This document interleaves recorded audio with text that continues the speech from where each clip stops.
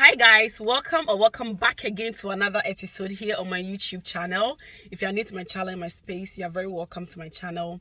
My name is Becca. So in today's video, I'm just going to analyze a topic that has been going on for a while on social media. This is an off topic. I don't usually do reaction videos. I don't usually talk about these topics. However, I am talking about this particular topic and this subject because I have been granted an interview before by the Guardian and Observer newspapers. I wrote an article for them. We did a podcast as well. Following that, I did an interview also with ITV News about issues that were pertaining to the NHS and migrant nurses. So I just felt like, let me just talk about this topic and give a reaction to this video, this whole saga that has been going on social media regarding the BBC interview that was granted to one guy here in UK. If you're new to my channel, my space, as I said, my name is Becca. I'm a registered nurse. The reason why I'm reacting to this video now, before I even go into talking about anything at all, let me just state that I am not a student, okay? And I am not a Nigerian, but I am an African, I'm a Ghanaian, and we all represent our continent. So if there is something that we feel like this needs to be corrected, it needs to be talked about. If a mistake has been made by one of us, we just shouldn't leave it to be. So for those of you who have not heard of this topic, I know every immigrant has heard about it. And not only that, there's also another podcast that was done by Sky News with one Sri Lankan family, which I'm going to talk about and analyze in this video. Right, so somewhere in May, BBC granted an interview to one guy who is a YouTuber, and it was pertaining to the student visa and all of the shenanigans surrounding it. One thing I want to say is not to defend the guy because I don't know him from Adam, but it's just to say that the United Kingdom did not make this decision based on what the guy said. Fine, it could have triggered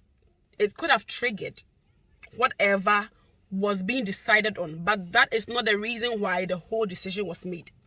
Because if you have been following news, if you heard, the Home Office went to some selected schools in UK to take attendance.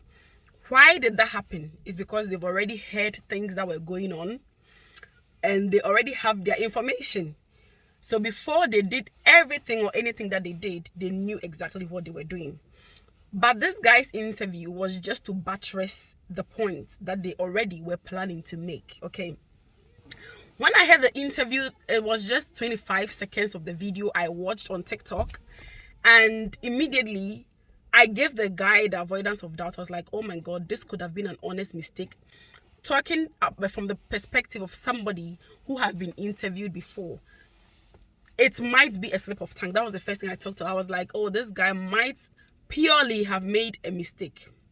I gave him the avoidance of doubt. I followed the news until I went to his YouTube page where he was apologizing sincerely for whatever he said on that interview. And he was saying that the interview was an 1-hour interview and he feels betrayed. I will leave the link to that particular video in my description box for those of you who want to go and watch. So he said he felt very betrayed because BBC has betrayed him, because he said a lot of nice things about Nigeria and they only decided to take that first or that 25 seconds of what he said, saying that people come here just because of the certificate, yada yada. And he said a lot of things. He said the interview was 1 hour, da da da. After that, I went on Facebook and then I saw a live video of this same guy with Daddy Freeze on Facebook where he was busily defending himself, saying that he shouldn't apologize. He knows he shouldn't apologize for whatever he said, yada, yada. And I was like, this guy is genuinely confused. Now, to begin with, there are two categories of people who migrate from overseas, specifically from Africa, to these first-class countries. There is a group of people who they've been through a lot back home. They've been through fire, they've been through rain, they've been through everything you can think of. SACPA has dealt with them. SACPA has dealt with them before they came to UK. They've seen the life has shown them shaggy. I think this is where he belongs to, this category of people. They are the ones that when they travel abroad, they are so appreciative of every bullshit. They magnify everything that they see. Mind you, people went to the background of this guy to investigate where he came from, yada yada. He was actually a security guy or a police guy from Nigeria, and he moved to the UK in September last year, 2022, and he is on a dependent visa. The very route that he was disregarding, the very route that he was speaking against, the very route that he was talking about is the same route that he came to the UK with. Wow. You see, this is why I tell people that before you move to the UK, be careful of who you bring to the UK as your dependent. Be careful. Analyze people's brains in their head before you bring them as dependents. So imagine this one came as a dependent, and now he has, through him and his input, it has blocked, let's say it has partially contributed to all of this blockade that has happened. There is a second category of people who come to the UK from overseas, and they are the people that were comfortable. They only moved to the UK because society has failed them. They only moved to the first class countries because our leaders have failed us. If not for our leaders, if not for the betrayal, if not for the selfishness, if not for the corruption. The funny thing is that when people move to first class countries, they magnify a lot of things, right? Making it look like all Africans live in trenches. I am saying this with no apology that there are some Africans who can look after people abroad effortlessly. They can do that. Some people, they don't fancy abroad. There is nothing abroad that they will fancy, that they will envy, that they will jealous. It's our leaders that failed us. 2 Nigerians were interviewed. The reason why I said that, don't blame Nigerians as a whole. It was 2 Nigerians that were interviewed. One doctor, I think he's called Emeka or something, was interviewed, and then this other guy was interviewed. If you listen to the interview of the doctor, he had constructive argument, constructive analysis. He spoke with so much grace.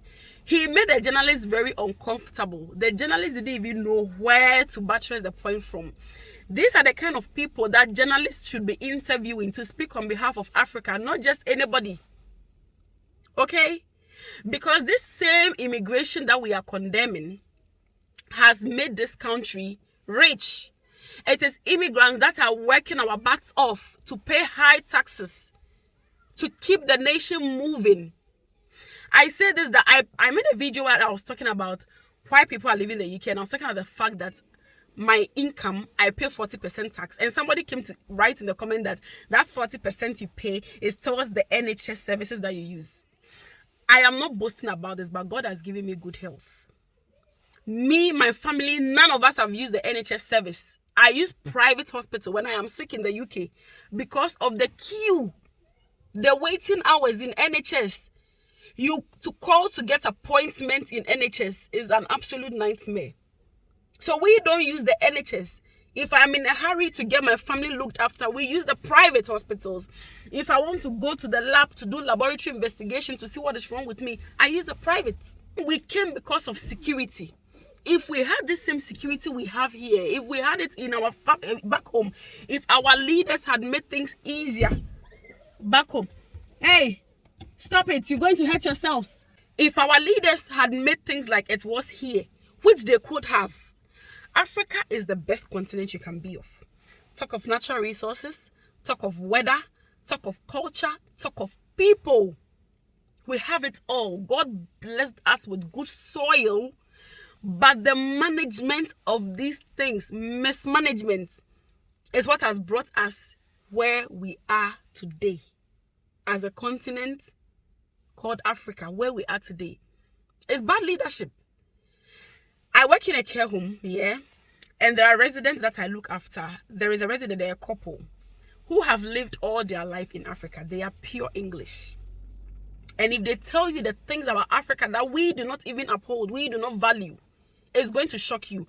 Why is it that an African coming to the UK to study or to work is made to write IELTS? We were colonized by the British, right? When I came to the UK, when I speak English, people ask me, do you speak English in your country? Of course, we are taught In English, we read and write English, but we are made to write IELTS when we are coming to the UK. Why? Because we do not know how to speak good English. But guess what? I go to work as a registered nurse and my staff asks me, oh, can you spell me this word? And the stuff is English. Pure born and raised English. Does not know how to spell the word. But he can speak it out. He cannot spell it. Wow. So why do I need to write IELTS to come to the UK? It's because Africa has been looked down upon. It's not everybody that comes to the UK to go to school who stays here after they go to school, after they finish their education. All the things that guy said, he said a lot of things in that 1 hour video. He said that marriages that come to Africa were fake, people fake documents, people fake da. And after the interview, when I listened to the whole podcast, I said this guy should be investigated. He himself that is speaking should be investigated. He should be investigated because he knows what we don't know. That is why he has the boldness to say what he said. There are people that come here to study. They don't have any interest in staying here. Let me give you an example. I had a course mate in Ghana who, when we were doing our bachelor's, the husband came here to do his PhD. He left my friend behind. When he finished the PhD, he went back to Ghana. Today, he's a big lecturer in Gimpa. He's lecturing in Gimpa. He didn't stay here. It's not everybody that fancies abroad. Let's stop magnifying these things too much. It's not their fault. So sometimes, you know, when you go on TikTok, you just hear, tan, tan, tan, tan, tan, tan, tan, tan, tan, tan, tan, tan, tan, pack with me to the UK. Do my hair. 5 days to go to the UK. Tan, tan, tan, tan, tan, they'll be packing. Then when they get to abroad, they will give that big sigh. It's like they have arrived in the small heaven. Then when reality hits them, they'll go back and say, da da da da da, the UK is this, the UK is that, da da da da da. See, when you're coming to the UK, there is something called novelty. Okay? Novelty, you are happy, you are full of joy to be leaving the corruption of Africa, la la la la la. You come to the UK, there is a different level of hustle here. The hustle here has a different level. If you don't know, you don't know. If you are not in the soup, you don't know it until you come and experience it. No matter what people say, it's be like, but when you experience it for yourself, then you begin to be like, oh my goodness. Do you get? But one thing that these first-class countries have over us is that security that our leaders have failed to provide for us. Africa, our leaders have failed us so much. I was a nurse in Ghana for 8 years before I moved to the UK, right? When I was in Ghana, I was working, I was taking my salary. I had my own house, I had my car, I had my job, I had my family, but I still relocated. Do you know why? Because the system has failed us. I had a passion to be a critical care nurse, and so I took a form to go to school. I did everything. My MD approved for me. My deputy director of nursing service approved for me. I went to the principal of the school I wanted to attend. The principal of the school was happy to have me, you know. And then I needed study leave for that particular course I was going to do. So I went through the region. I bought the form to get, you know, to get that study leave to be able to go to school. The person who was supposed to grant the study leave apparently is taking money to grant that study leave. Because of that, I was not approved for study leave. The following year, when I tried to apply, same thing happened. And then I got pregnant with my second child. That vision died. But let's say if I came to the UK with that same passion, with that same power, with that same enthusiasm, it's easy. All I need to go to do is to go to the NHS and start working for a year or two.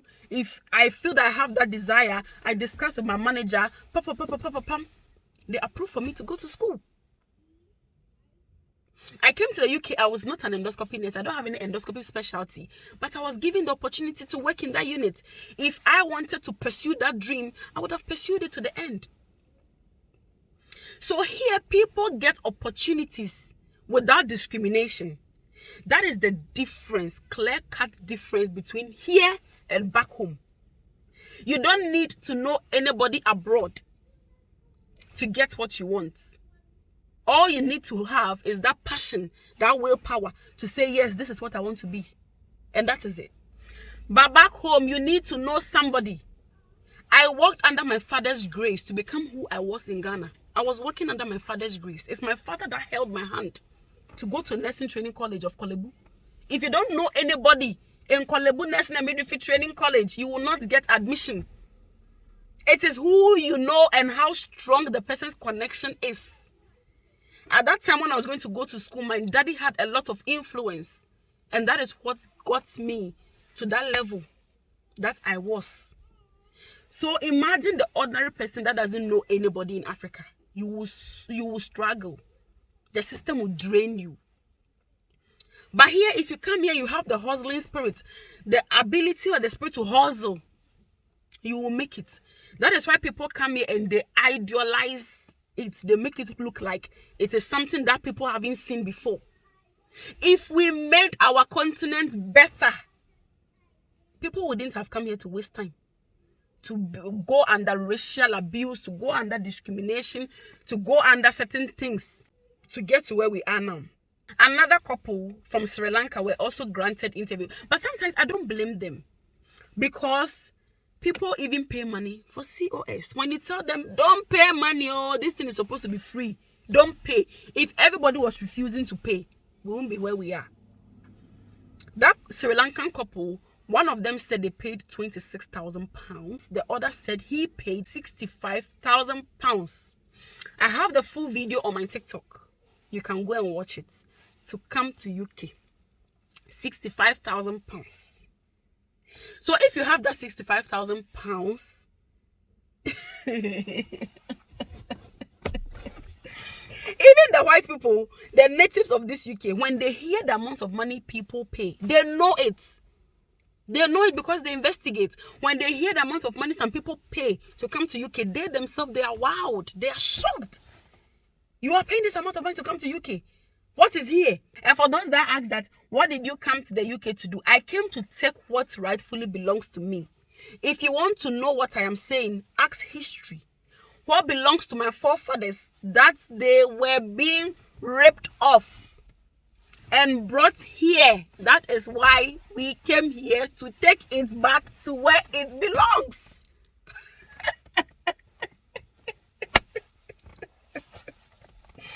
Yeah, we came to take what rightfully belongs to us.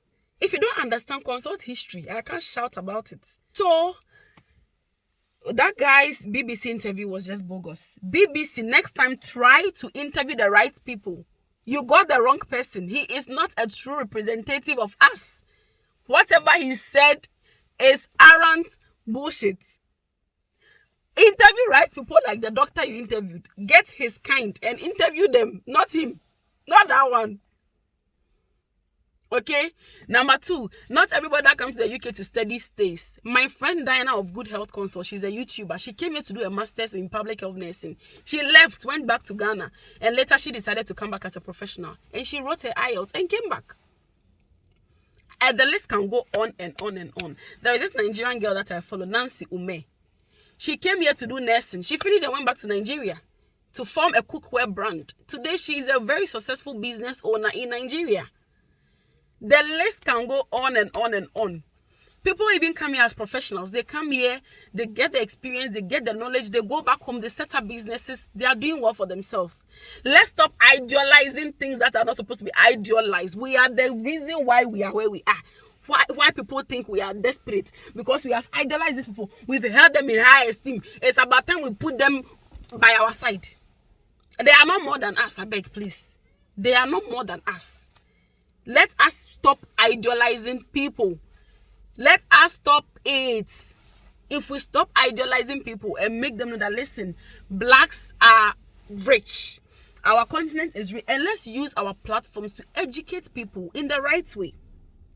Content creators. Africa is not a poor continent. Unless, I don't know which part of Africa people come from. But talking about myself, my background, my country, my home, the royal family that I come from, we are not poor. We are not broke. We only came here because travel and see, curiosity, knowledge, get the skills, get the knowledge, get that security. Because if I walked under my father's shadow to be who I was back home. I'm looking at my children. If I'm not able to be a person of influence like my parents, how will I make their lives better? Then it's better I move them here, because when I move them here, they can be able to build their lives without, knowing anybody. They can still become better people in society. That is the reason why some of us, we just move, and we move our families and move our everything. And of course, we are here to work. You don't expect me to work here. My family is there. So, anyway, the decision has been made about this student visa shenanigans. The next thing we should watch the space for is going to be for skilled workers. I don't pray for the worst, but the way things are going and investigations are going on, and the way the tea is being spilled, those that are paying for COS, please stop it. Stop paying.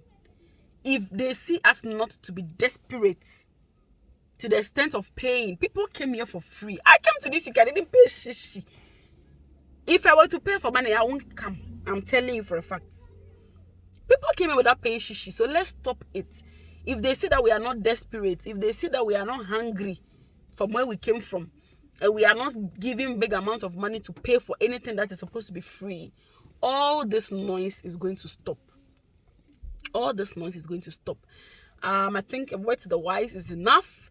Let me know your thoughts in the comment section as usual. If you guys enjoyed this vlog, let me know what you think in the comment section. Until we meet again in my next video, guys. It's bye. Bye-bye.